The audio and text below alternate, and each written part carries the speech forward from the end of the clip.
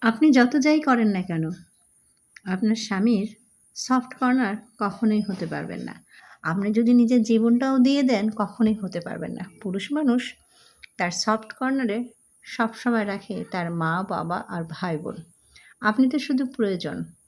আপনাকে তখনই তার প্রয়োজন হবে যখন সে খুব অসুস্থ হবে বা সে খুব দুস্থ অবস্থা রয়েছে বা তার কোনো সমস্যায় রয়েছে বা অভাব-অনটনের সময়। কিন্তু তার সুখের সময়, তার স্বাচ্ছন্দ্যের সময় সে আপনার কখনোই হবে না। আর আপনি যত যাই করেন তার সফট কর্নার হয়ে উঠতে পারবেন না। আপনাকে নিয়ে তার কোনো চিন্তাই নেই। রাতে হয়তো আপনি তার কলিজার টুকরা হয়ে উঠতে পারেন। কিন্তু দিনের আলোতে একটা তুচ্ছ ব্যক্তি হতে হবেন আপনি তার কাছে। এটাই হচ্ছে স্বামীর।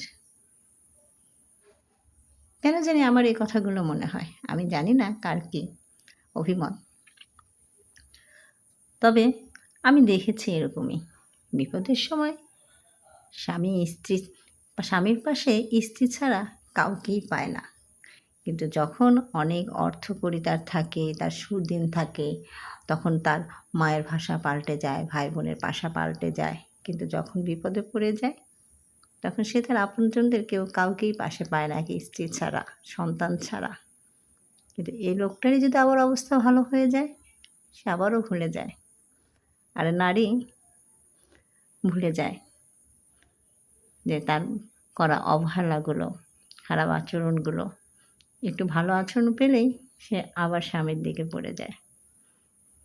নারীর যেরকম বেহায়া, পুরুষ মানুষও সেরকম শুধুই মাত্র নিজের সফট কর্নার নিজের পরিবারের আত্মীয়স্বজন দিয়ে রাখে।